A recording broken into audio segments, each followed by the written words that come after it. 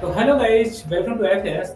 तो गाइज, आज आप लोगों को एक अच्छे चेहरे से मिलाने जा रहे हैं। ये चेहरा आप लोगों के ही बीच में पहले अवेलेबल था और इस बच्चे ने आईआईटी जैम क्रैक किया है।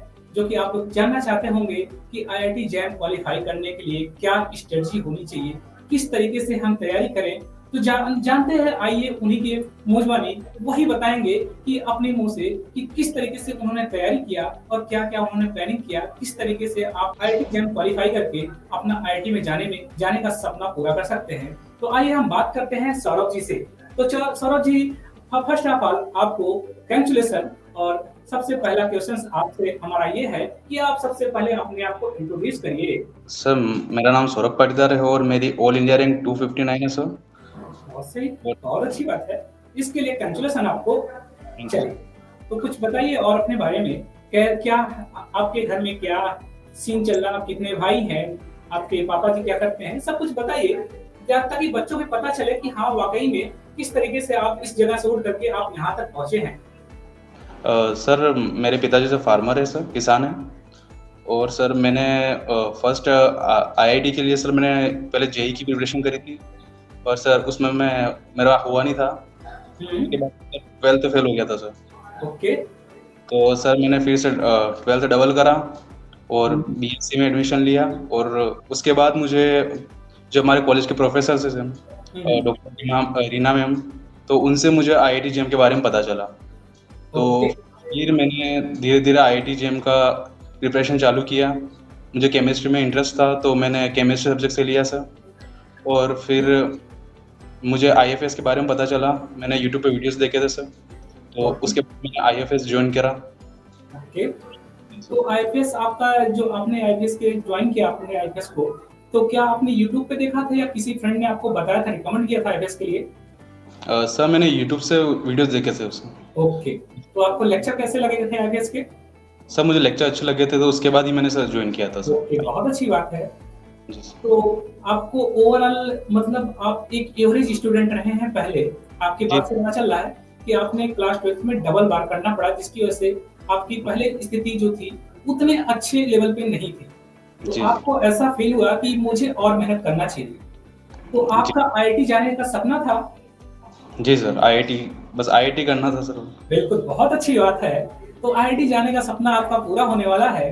तो ये तो बहुत अच्छी बात है। तो देखिए आप लोग सौरभ जी को, सौरभ जी की हिम्मत देखिए, पहले क्लास 12 में थे और ये फेल होने के बाद इनका फिर भी सपना था कि मैं आईआईटी जेईई क्रैक करूंगा, मुझे जाना आईआईटी में ही है।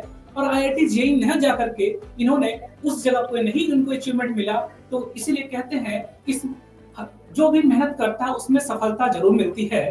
तो हमेशा मेहनत करते रहिए और आपको सफलता जरूर मिलेगी। ये जीता जाता उदाहरण है आपके सामने सौरभ जी। इन्होंने सोचिए क्लास 12 में फेल होने के बाद भी आईआईटी जेईई क्वालिफाई नहीं किया, तो इन्होंने कहा इस रास्ते से नहीं आएंगे तो हम दूसरे रास्ते से जाएंगे।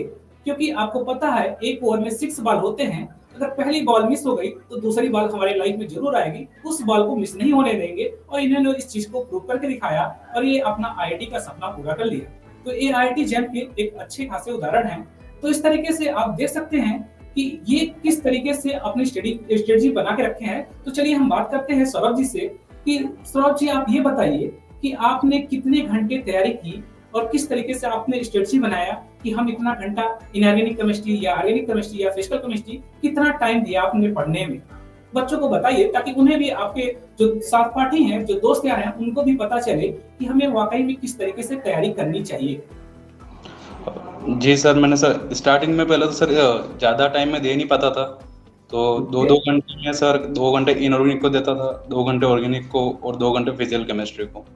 तो मैंने धीरे धीरे टाइम को बढ़ाया और टाइम को बढ़ाते बढ़ाते सर मैंने 4-4 घंटे तीनों सब्जेक्ट को देने लगा। और लास्ट के 3 मंथ में सर मैंने 15 to 16 आवर कर लिया था सर। अरे वाह, क्या बात है। तो देखिए किस तरीके से इन्होंने अपनी तैयारी की। इन्होंने स्टार्टिंग में अपना एक एवरेज रूटीन बनाया, पहले 2 घंटे फिर 4 घंटे, मतलब धीरे धीरे अपनी कंटिन्यूटी को बना के रखा। और लास्ट टाइम में इन्होंने बाउंड्री जो है सिक्सर लगाई और एट लास्ट टाइम में इन्होंने टाइम ड्यूरेशन को और बढ़ा दिया और इस तरीके से इन्होंने तैयारी किया और इस तरीके से एक अच्छा खासा रैंक इन्होंने अचीव किया। तो अब कैसा फील हो रहा है आपको कि अब क्या लग रहा है, आपके अब सपने पूरे होने वाले हैं और आगे चल के आपका क्या आपका टारगेट है, हमें बताइए कि आप फ्यूचर में क्या करने चाहते हैं? आईआईटी जाने के बाद आपका क्या प्लानिंग है? सर अभी तो मास्टर्स करके सर पीएचडी करने का है सर। अरे वाह! क्या बात है। तो देखिए, ये ऐसे आज के टाइम में ऐसे जनरेशन है जो अपने देश के बारे में सोचते हैं। जैसे कि इनका सपना है कि मैं पीएचडी करूँगा, तो एक अपने देश के लिए एक रिसर्चर डेवलप करूँगा और अपने देश को कुछ ना कुछ अच्छा देने की कोशिश करना चाहते हैं। तो बिल्कुल आप लोग भी इसी तरीके से अपने आप को बनाइए और सोचिए, इन्होंने 2 घंटे से स्टार्ट किया पढ़ाई और इतने कमज़ोर होने के बाद में भी इन्होंने आईआईटी जेईई क्रैक कर लिया। तो इसका मतलब आप भी कर सकते हैं। आपके अंदर ये हौसला है। बिल्कुल सही बात है, जैसा कि हमारे सौरभ जी ने किया है। चलिए, बहुत अच्छी बात है।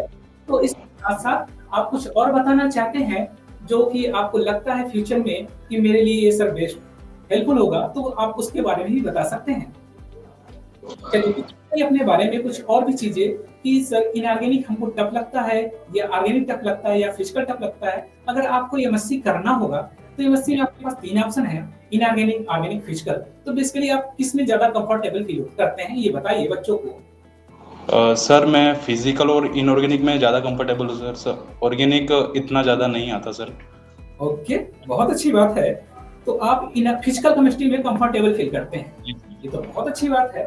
तो जैसा कि करंट टाइम में फिजिकल केमिस्ट्री का बहुत ही डिमांड है, आप सबको भी पता है कि फिजिकल केमिस्ट्री बहुत इस समय डिमांडफुल में है, क्योंकि फिजिकल केमिस्ट्री के टीचर बहुत कम मिलते हैं। तो करंट टाइम में आप अगर फिजिकल केमिस्ट्री से करेंगे, तो आप इसका मतलब एक अच्छा खासा करंट टाइम में अपना योगदान दे सकते हैं। चलिए, बहुत अच्छी बात है। इसके साथ-साथ अगर मैं आपसे ये बात करूँ कि आपका इसके पीछे मोटिवेशन क्या रहा? आपको आपके पीछे किनका हाथ रहा सबसे ज़्यादा कि आप आईआईटी जेईई क्रैक करें? इसके पीछे किसका हाथ सबसे ज़्यादा रहा आपके? सर फैमिली सपोर्ट था सर। बिल्कुल, बहुत अच्छी बात है। फैमिली सपोर्ट के साथ-साथ कभी-कभी लोग कहते हैं गर्लफ्रेंड का भी सपोर्ट रहा, तो क्या ऐसा तो नहीं था? नहीं सर, अभी तक तो नहीं है सर। चलिए देखिए, इन्होंने अपने टारगेट को सेट किया कि मुझे आईआईटी जेईई करना है। तो यहाँ पे ये चीज़ सबसे प्लस पॉइंट है कि हम अपने माइंड को डाइवर्ट नहीं करना है और हमें इस तरीके से तैयारी करना है और फाइनली हमें सिलेक्शन लेना है। किसी भी चीज़ को अचीव करना है, तो हमारा टारगेट फिक्स होना चाहिए, अपने माइंड को डाइवर्ट नहीं करना है। इनसे ये बात प्रूफ होती है कि इन्होंने माइंड को डाइवर्ट नहीं किया और इस तरीके से इन्होंने तैयारी किया। चलिए, बहुत अच्छी बात है।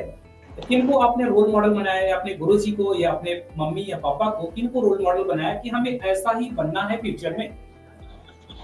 अ, किसी जैसे नीरज चोपड़ा हमारे क्रिकेटर हैं, कभी-कभी लोग कहते हैं इन्होंने 23 ईयर की एज में ही इतना बड़ा नाम किया कि ये हमारे रोल मॉडल हैं, हम इनकी तरह बनना चाहते हैं कुछ। तो आप किसके बिहाफ पे आपके रोल मॉडल कौन है? कुछ ऐसा बताइए ताकि बच्चों को भी पता चले कि आपके रोल मॉडल क्या हैं। सर मेरे आईआईटी में से एक दोस्त हैं सर, आईआईटी रुड़की में। आईआईटी रुड़की में, बहुत अच्छी बात है। तो तो आपने अपने दोस्तों के बिहाफ पे ये डिसाइड किया कि फ्यूचर में मुझे आईआईटी रुड़की ज्वाइन करना है क्या? नहीं सर, आईआईटी दिल्ली लेना है सर। आईआईटी दिल्ली, बहुत जी, अच्छी जी। बात है। तो आईआईटी दिल्ली इनको ज्वाइन करना है, जो कि आईआईटी दिल्ली आपका जीएस सराय में पड़ता है, जो कि बहुत अच्छा कैंपस है और बहुत खूबसूरत कैंपस है। तो आईआईटी दिल्ली में आपके बहुत सारे बेनिफिट्स इनको मिलने वाले हैं और आप लोग भी इस करियर को ज़रूर अचीव करने की कोशिश करिए। सोचिए, इन्होंने सबसे बड़ी पॉइंट वाली बात ये कि ये एवरेज होने के बाद भी आईआईटी जेईई का सपना पूरा कर लिए और ये फाइनली आईआईटी ज्वाइन करने वाले हैं। और आईआईटी में जाने का सबसे बेहतरीन, और आपको ये बात भी पता है कि आईआईटी आज के टाइम में सबसे नंबर 1 एजुकेशन में माने जाते हैं। तो जैसा कि ये इसका फॉरेन में भी अगर आप जाएँगे, अगर आप बता देते कि मेरे पास आईआईटी की डिग्री है, तो ये बहुत बड़ी अचीवमेंट कहलाती है। तो इन्होंने अपना सपना पूरा किया है। तो क्या आप एमएससी की ड्यूरेशन में भी रिसर्च करना चाहते हैं? केमिस्ट्री में रिसर्च करना चाहते हैं एमएससी के ड्यूरेशन में? जी सर, अभी इतना तो सर पता नहीं है सर क्या होता है सर, वो तो। कोई बात नहीं, देखिए पता नहीं है, फिर भी गोल इनका सेट है कि मुझे आईआईटी में जाना है, बाकी हम सीख लेंगे फ्यूचर में। जो भी चीजें आएगी हम सीखेंगे जरूर वहां पे। बहुत अच्छी बात है, क्या बात है। तो ये होना चाहिए जज्बा और ये होना चाहिए जुनून और इस तरीके से तैयारी करनी चाहिए आप सबको भी। तो हमारे सौरभ जी का ये सपना पूरा हुआ। चलिए, सौरभ जी को हमारी तरफ से बहुत-बहुत कांग्रेचुलेशंस और आपका फ्यूचर अच्छा हो। चलिए, थैंक ओके गाइस। तो ये हमारे सौरभ जी रहे, हमारे आईएफएस के स्टूडेंट हैं। तो चलिए गाइस, आज के लिए बस इतना ही। अब मिलते हैं नेक्स्ट, हमारे जो कंटेस्टेंट आएंगे उनके साथ मिलेंगे और बताएंगे उनका क्या स्ट्रेटजी रहा। चलिए गाइस, आज के लिए बस इतना ही। Thank you. And happy learning.